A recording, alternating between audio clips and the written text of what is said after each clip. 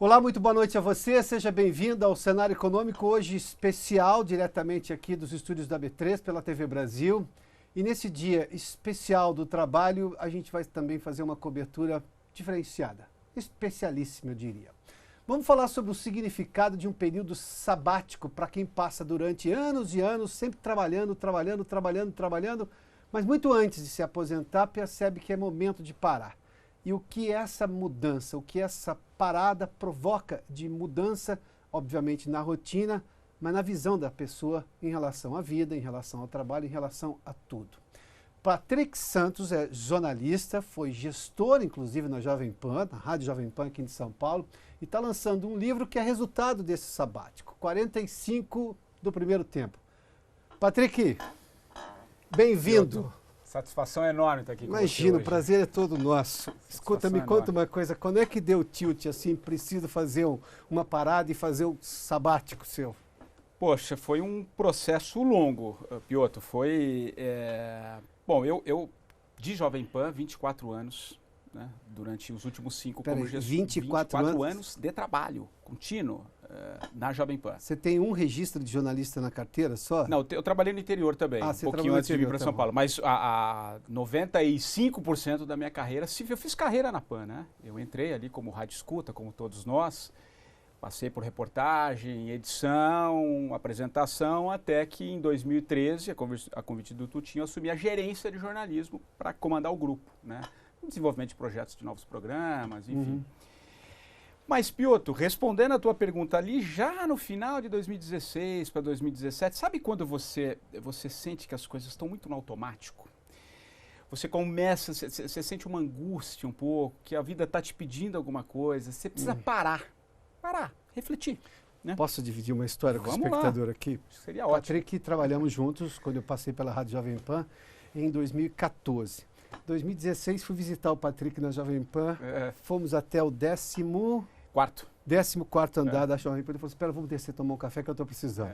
Descemos, mais ou menos isso. Fomos lá no térreo, tomamos um café durante pelo menos, sei lá, uns 45 minutos, que você disse... Me recordo desse café. Estou precisando desse café. Estou precisando desse café. Aí, só para tentar ilustrar um pouco mais dessa coisa que você disse de dar uma parada. Que é um drama que muita gente vive, né? O executivo, de uma maneira geral, vive muito isso, né? Essa angústia, esse momento de parar. E eu comecei a refletir, Piotr. Eu comecei a falar, poxa, eu preciso... Sabe quando você precisa renovar? Você precisa abrir espaço para as coisas novas virem. Quando você fica muito naquela coisa repetitiva, por mais que a rotina é interessante, eu adoro o que eu faço. Adoro. Jornalismo é o meu DNA. Não é uma restrição ao trabalho. Não é isso. Mas é um repensar no trabalho. Depois a gente pode... É trabalho ou emprego, né? A gente só dá para discutir bastante isso aqui, até pelo dia de hoje. Ótimo. Mas, assim, eu comecei a refletir um pouco sobre essa necessidade que eu vinha tendo. Até que ponto você parar, né, estacionar um pouquinho e refletir sobre um monte de coisa seria interessante para a minha vida. Né? Até que ponto? Né? Agora, não é uma decisão fácil, meu amigo. Talvez nós somos da última geração, pelo menos somos da mesma geração. Sim, somos. Em que via um emprego, né, fazer somos carreira, viemos para a capital. Tupã, você do Sul, né? Até que ponto... Não, eu sou aqui do sertão de São Paulo mesmo. Mas você morou no Sul também, não morou, não? Não, então eu que me confundi. Não, raro me perguntam isso. Tenho muito apreço pelo Sul, mas eu sou aqui de São Paulo. Que cidade mesmo? Rio das Pedras. Rio das Pedras. Do ladinho de Piracicaba. Piracicaba faz parte da grande... Você conhece o rio ali de Piracicaba? Muito. Vamos lá. Então, e aí eu retomando um pouquinho, eu estava nessa fase, só que não é uma decisão fácil, porque a nossa geração, e eu falo, e eu reflito isso no livro, é a última geração, Piotr, que ainda via com bons olhos você fazer carreira numa empresa. Você começa, você vai galgando. Foi assim, eu tracei a minha vida assim, né? Que a gente ainda é da geração híbrida, né? Você pega o analógico, mas para o digital com tantas transformações. Então não seria uma saída fácil, não é uma decisão fácil. Você se entrega um pouco na vulnerabilidade, você mergulha, você desconstrói um pouco aquilo tudo, você para e deixa eu ver o que vem pela frente. Então foi um processo que eu precisei amadurecer, sabe? Durante 2 anos eu fui economizando uma grana para tentar passar esse período em que eu pudesse dar um tempo para voltar a estudar, voltar a olhar a vida de uma outra forma, me aproximar um pouco de outras relações que com o tempo a gente vai abandonando. Então fui trabalhando isso. Fui trabalhando durante esse tempo. Mas o seu momento de decisão era um conjunto de, digamos, cansaços de querer rever as coisas, ou você tinha uma estafa em relação especificamente o seu trabalho e a empresa onde você trabalhava? As duas coisas. Porque eu posso dizer que no meu caso, quando eu saí em 2011, eu trabalhava na CBN, eu era âncora da CBN, eu não me via mais lá. Eu não via espaço para fazer o que eu achava que eu devia fazer. A empresa tinha mudado demais. Eu falei, tá bom, eu estou tentando mudar. A empresa não quer mudar, a empresa segue, eu sigo o meu caminho e todo mundo vai ser feliz. Na verdade, eu tenho um pouco das duas coisas, né? Você trabalhou ali, você sabe que processo de criação não é fácil, né? Redações são tensas e intensas. São tensas ali. A PAN pulsa, aquilo pulsa o dia inteiro, Aliás, né? pulsa bem Você mais. conhece. Confesso que eu me surpreendi com o pulsar da Jovem Pan. Você ficou quanto tempo? Quase 5 meses, 5 meses. 5 meses. Cobri as eleições. Mas já deu para sentir ali, sim, né? claro. Fui muito bem recebido, diga-se de passagem. Sim, uma empresa maravilhosa. Agora, eu estava num processo de... Você quer buscar outras formas de ver, de enxergar algumas coisas. Isso foi pesando, né? Não é uma decisão muito fácil você tentar impor algumas coisas.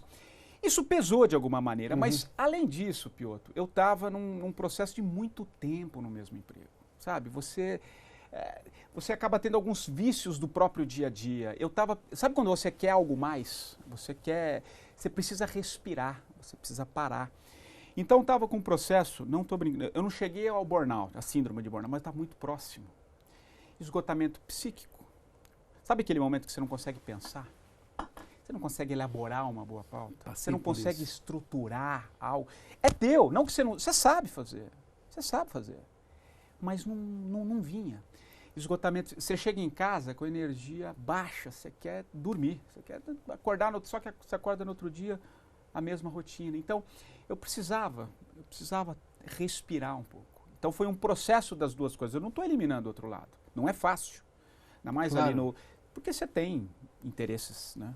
Faz parte da vida de qualquer executivo. Eu sei das dores, das vantagens e das dores também.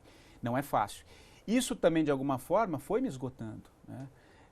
E não é uma questão Jovem Pan, não é isso. É a própria vida ali mesmo, a execução dos trabalhos que eu não estava tendo força. Poxa, como é que eu vou tocar alguma coisa que não está me fazendo bem? Foi quando eu consegui falar, poxa, tomei a decisão, eu vou parar. Você conhece bem, preciso de um tempo. Isso foi muito legal. Ele falou, Patrick, quanto tempo você quer? Suma daqui.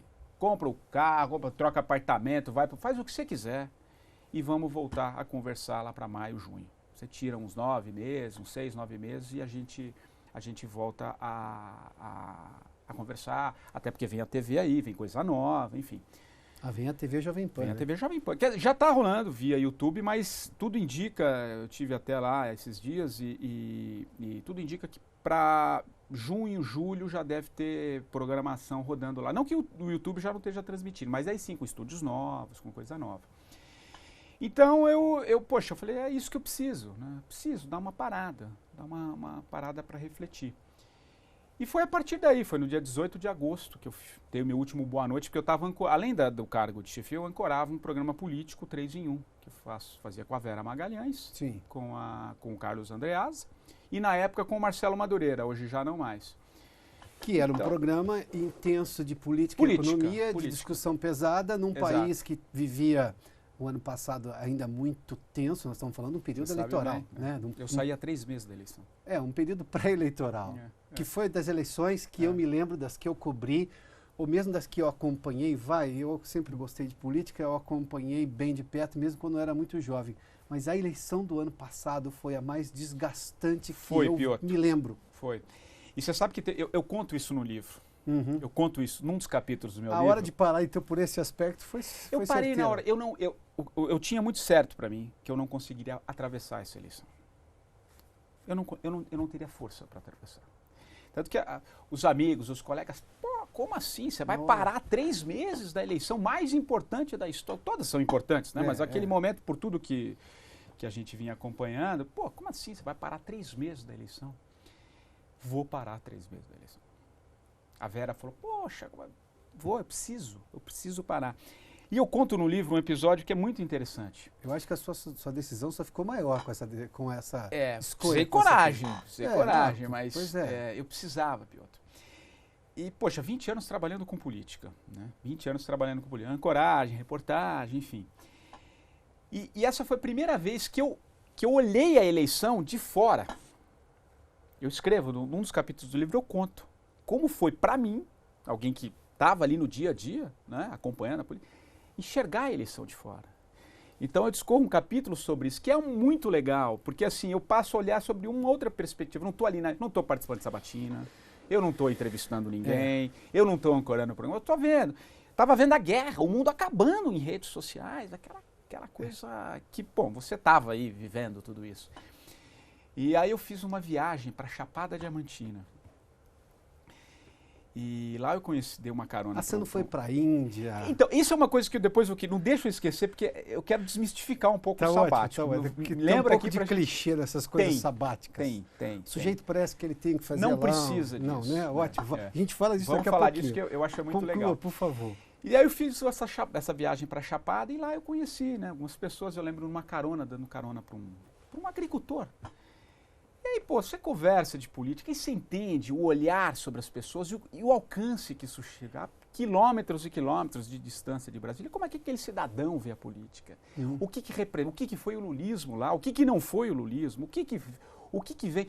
Então você, sabe quando você sai e você consegue ter um outro olhar um pouco mais sensível, um pouco mais humano do que representa mesmo a importância do cargo, né, da eleição para um todo.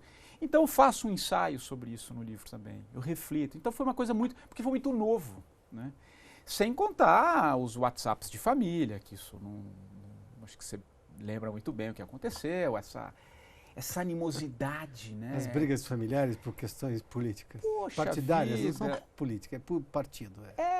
Exato. Então você começa a ver, foi uma experiência muito legal e eu termino meu ensaio dizendo, poxa, essa viagem foi pós-eleição, né? Que tinha acabado de rolar a eleição.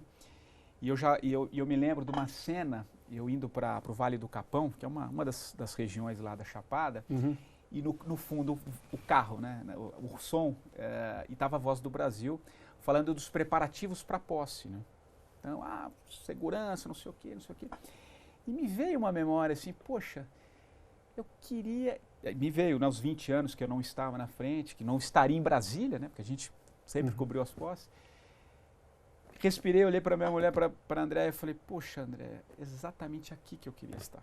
Sabe, eu precisava desse respiro. Então tem uma simbologia, um sentido muito gostoso que foi ouvir. Com essa frase a gente encerra o primeiro bloco, vai ter o segundo. Bom, vamos fazer um intervalo, daqui a pouco a gente volta conversando aqui com o Patrick Santos, que está lançando o livro. Daqui a pouco eu mostro o livro. Não está pronto ainda, mas a gente tem a capa do livro aqui, uma cena da capa do livro aqui, os 45 do primeiro tempo desse período sabático do jornalista e gestor de veículo de comunicação Patrick Santos. A gente fala logo depois do intervalo um pouquinho mais.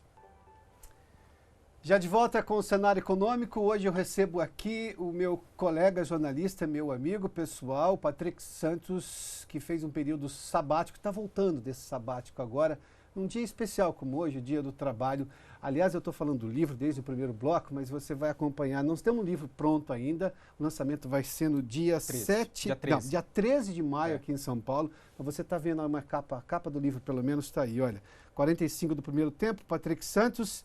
A editora é a Literary Books. Literary Books. Tá tem um subtítulo que é O que o sabático me ensinou sobre propósito de vida e carreira, que eu passo por isso também. Então eu vou começar sobre a história do por que normalmente sabático, digamos, se eu pegar um exemplo de sabático que todo mundo vai se lembrar e alguém vai falar, já ouvi falar disso, é um sujeito na Índia meditando. Ou ele em algum lugar da Ásia fazendo alguma coisa diferente que não tem nada a ver com a vida dele. Você não fez nada disso. Nada disso. Não que não possa ser isso. Mas, ótimo. Não, mas você fez um sabático diferente e eu vou fazer aqui uma menção muito mais acessível interna e externamente. E acho que isso é um capítulo importante desse seu sabático para pessoas que talvez se vejam na necessidade ou no momento de fazê-lo também. É isso. Você foi aqui a Chapada, você parou e você teve talvez uma conversa consigo mesmo, mesmo no seu ambiente do dia a dia, é isso? É isso, é exatamente isso. Na verdade, é um autoconhecimento. Você para, você não precisa ir para o Tibete, para a Índia. Você pode, nada exclui. Mas não necessariamente que a pessoa, você fala, tá num período sabático, né? Vai fazer um sabático. Então, a primeira coisa que vem no imaginário pô, ele vai para ficar um tempo fora, vai escalar. Não estou dizendo que é ilegal, não tem nada errado. Cabe tudo. Cabe tudo, não Cada tem, um pode não tem encontrar problema. o seu. Eu optei por algo muito mais simples, mais em conta, mais barato e muito mais reflexivo, né? Claro que eu fiz viagens, eu fui para Chapada, eu fui para Machu Picchu com a minha mãe, fiz pequenas viagens, 5 dias, 10 dias, 15 dias no máximo, mas eu passei basicamente esses 9 meses em São Paulo. Uma segunda-feira eu podia descer, almoçar no barzinho da esquina, tomar uma cervejinha, escrever um livro, ler. Sabe quando você para mesmo? No cinema às 2 da tarde, assim. Numa terça-feira, se você me ligar, pô, Patrick, vamos lá. Então é gostoso porque você desacelera um pouco, né? Claro, você passa a ver por uma outra perspectiva. E o interessante é isso, eu não optei por fazer essas grandes viagens. Eu acho que deu para refletir, porque o sabático é...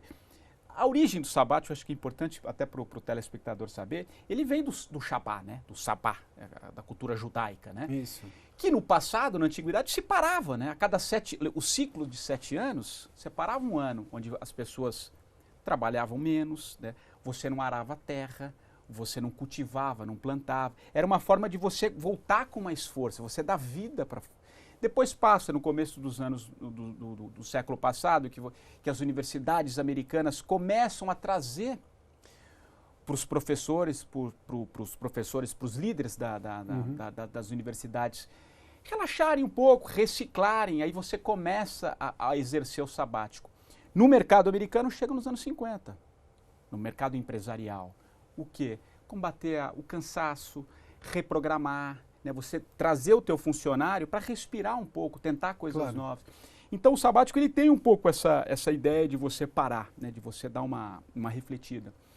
Então eu optei por esse intervalo aqui, lendo, fui ler, fui comer, eu fui no teatro, eu fui no cinema numa quarta-feira à tarde. Vamos entender uma coisa, você tomou conta das expressões ou dos vocábulos pressa, agenda, isso, hora, tempo. dia, o tempo era meu. Você decidia. O tempo era meu. Ou seja, você conseguiu comandar o seu tempo. É isso que é o grande segredo. E a partir do momento que você comanda o seu tempo, que você tem esse momento que ele é seu, é uma coisa muito sutil, Piotr, mas é muito interessante, porque quando você tira você descomprime, as coisas vão acontecendo. As ideias vão surgindo. Você tem um momento de criatividade, sabe? O livro, uma coisa muito interessante, as pessoas, você saiu pensando no livro. Vou te falar, eu não saí pensando no livro. Eu não tinha nem ideia de escrever um livro. Eu precisava parar. Eu precisava interromper. As coisas vão acontecendo, eu fiz uma gestão de carreira com uma mentora, que ela falou, poxa, você está escrevendo, pensa num livro. Foi surgindo, né? Então, isso veio dessa, veio dessa descompressão. Terapia profissional aí. É isso, e o meu livro é um convite para isso. O que eu falo no livro? É um convite para o executivo, não só executivo, as pessoas que estão no momento de tantos questionamentos, né? De você entender um pouco que às vezes um intervalo, claro, não é todo mundo que pode, mas se você planejar, se você pensar, é possível. Patrick, né? Eu vou usar agora sua longa experiência como profissional e, obviamente, como um consumidor de serviços, dia desses até para entender, do seu ponto de vista, como você enxerga o trabalho e como isso pode ajudar muita gente em uma parada. Eu costumo ver assim, claro, esse espírito que nós temos naturalmente de ser questionadores a todo momento. Eu vejo as empresas todas preocupadas hoje com mais diversidade. Tá, isso não é ruim, não. Ótimo. Vamos fazer mais ações de responsabilidade social. Mas o produto principal que ela entrega é ruim. Ela ajuda a sociedade abrindo-se para a diversidade, ela ajuda a sociedade com atos de responsabilidade social, fazendo doações para a caridade, mas ela provoca o terror e o inferno na vida de quem consome o serviço dela, porque o serviço dela é ruim. Você acha que eu estou pegando uma realidade que, imagina, afeta a maior parte das pessoas que está nos acompanhando agora. Você acha que isso é falta de parar e entender o trabalho de forma diferente? Eu fiz essa introdução porque agora eu vou lhe perguntar justamente, logo depois que você me responder essa primeira questão, como é que você pretende voltar ao trabalho agora? Mas vamos lá, primeiramente lá. Diferente, eu acho que voltar diferente, mas eu acho que a relação que a gente tem com o trabalho, ela tem que mudar um pouco, o Piotr. Isso, para mim, tá muito claro, né? A forma como a gente... Você falou das grandes empresas, né? Às vezes a gente vem numa ciclotinia, naquela coisa que você não para ver o funcionário, e ele também, às vezes, não para ver a empresa, porque eu acho que você tem as duas coisas, você não exclui, você tem que coisa ter... fica no automático. Fica no automático das duas maneiras, porque é negócio, precisam faturar, Claro, eu sei que precisa, você sabe que precisa. Claro. Mas tem que ter um olhar sobre as duas coisas, o funcionário com a empresa e a empresa com o funcionário, né? Eu acho que essa relação de trabalho está mudando. Você vem com essas gerações, com a nova geração, prós e contras? Sim, prós e contras, mas é um outro olhar sobre o trabalho. Você precisa ter um outro tipo de relação com o trabalho. Uhum. Nós somos da época eu trabalhava 14 horas por dia. Na minha fase final, eu não produzia por 2 horas de trabalho. Então, isso você precisa olhar. Que declaração intensa. Mas é isso. Me permita. Mas é isso, porque eu não tinha de uma honestidade intelectual raríssima. Sim. Obrigado pela... Mas é isso. Eu falo, eu conto no meu livro isso. Porque não adianta. Você vai se sentar ali no teu cargo e achar que aquilo... Você precisa se reciclar. Você precisa ir adiante. Mas com uma coisa que eu falo no livro. É propósito também. O propósito é nesse sentido. Da empresa e do funcionário. Você tem que ter liga. Mas para isso você tem que estar bem. Você tem que estar bem, você tem que gostar do que você faz. Ah, mas não é fácil. Não é. Depende, cara. Você tem que olhar as coisas de uma maneira mais... Sabe quando você sai e olha um campo maior? Você vai trazer produtividade. Vai trazer. Você pode mudar a forma de comando de algumas maneiras, né? Então, quando você está num automático, você não rende. Piotr, você sabe que você não rende. Até porque a gente é o supervisor mais severo de eu nós sou mesmos. Assim, exato. Claro, claro. Então, e aí se você fica muito naquele automático, aquela coisa de que não vai, você pode, eu não estou criticando nada, né? Por exemplo, no livro eu não trago fórmula, não existe nenhuma fórmula no meu livro. Eu não vou te dar 300 dicas, não vou te dar nada. Até porque não existe. Eu conto a minha história. Ótimo. Eu conto a minha... Você pode se ler na minha história. E como é que o Patrick Santos pretende voltar ao trabalho agora? Muito diferente do que quando eu saí. Existe a possibilidade de voltar para... Aliás, porque o Tutinha deixou isso aberto. Deixou Tutinha, isso aberto. Para quem não sabe, é o dono da Jovem Pan. Mas vamos lá. E da gente fazer algum projeto junto. Mas em paralelo, e acho que essa simbologia do sabático está muito forte, eu descobri outras potencialidades também nesse intervalo. A escrita claro, nós somos da latinha, né? Você tem uma origem da latinha. A latinha, para quem está nos acompanhando, claro, é o rádio. Inegável. E com muito orgulho. Com muito orgulho, amo. Rádio nossa senhora, não dá nem para falar. É a minha vida, é a minha paixão. Mas, ao mesmo tempo, eu descobri essas potencialidades de escrita. Eu acho que a minha história, por tudo que eu vivi, eu tenho muito a contribuir também, né?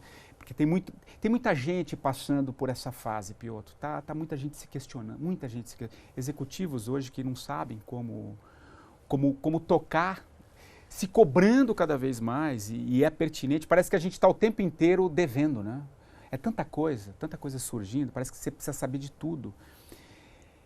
Então, eu narro um pouco isso no meu livro, né? Então, eu quero contar um pouquinho essa minha experiência a partir desse intervalo, desse sabático, enfim. Eu chamo de pausa também, enfim. Eu quero navegar um pouquinho pela escrita e projetos paralelos. Eu tenho um desenho de um programa que eu quero fazer, de entrevistas, que eu acho que pode aproximar muita gente dessas questões todas, que a dinâmica que o mercado de trabalho vem pedindo. Então, eu volto com sede, sabe? Eu uso a expressão 45 do primeiro tempo, que é o nome do meu livro. Posso falar rapidamente o porquê do claro, 45? Por favor. Porque é uma metáfora do futebol, né? Sim. E curiosamente estou com 45 anos de idade. Então eu faço tem essa analogia muito legal. E eu sou um apaixonado por futebol. Diferente do seu Palmeiras, eu sou um corintiano. Mas, assim, o futebol é muito legal e ele é um fio condutor do livro de alguma maneira. De que forma? No futebol, você começa a jogar. Tá ali. Os times estão ali, um embate e tal. Você pode estar jogando mal e vai lá e toma um gol. Ou você pode estar jogando muito bem, mas a bola bate na trave, sim, claro. O zagueiro tira, o goleiro pega e tal. Mas tem uma coisa que pode mudar o resultado da partida. O intervalo. No intervalo você desce pro vestiário, você conversa com o treinador, você conversa com o seu colega de equipe, prepara alguma jogada, dá uma hidratada e volta pro segundo tempo. Na vida é a mesma coisa. De alguma maneira é a mesma coisa. Você fez o seu intervalo agora. É isso. Eu fiz o meu intervalo. Então, na vida, quando você para, você reflete, né? Você passa a ver algumas coisas por uma outra perspectiva. Então, é isso. Olha, vamos dar uma olhadinha mais no livro aí? Podemos? Por gentileza, tá ali. Os 45 do primeiro tempo. Já está na pré-venda, tá, Piotr? Isso tá, é quem quiser. Está na pré-venda já. Tá, então a editora é a? A Literary Books. Literary Books. O lançamento vai ser no dia 13 de maio, para quem estiver em São Paulo, às 18h30. Na Livraria Cultura do Conjunto Nacional, ali na Avenida Paulista. Está aqui o Patrick espero lá, Santos. Hein? Vou com o prazo. Eu chego depois do cenário econômico, tá? Mas o importante é você estar lá, pô. Eu vou depois no meu segundo tempo, tá bom? Patrick, Piotr, muito legal, parabéns, muito legal parabéns. mesmo. Obrigado mesmo. Por tudo, pelo trabalho, pelo intervalo e agora boa sorte no seu segundo tempo. Obrigado. E tem prorrogação lá também. Pode até ter pênalti. Porque... O cenário econômico termina aqui com o Patrick Santos. Muito obrigado pela sua companhia, pela audiência. Amanhã a gente está de volta. Até lá.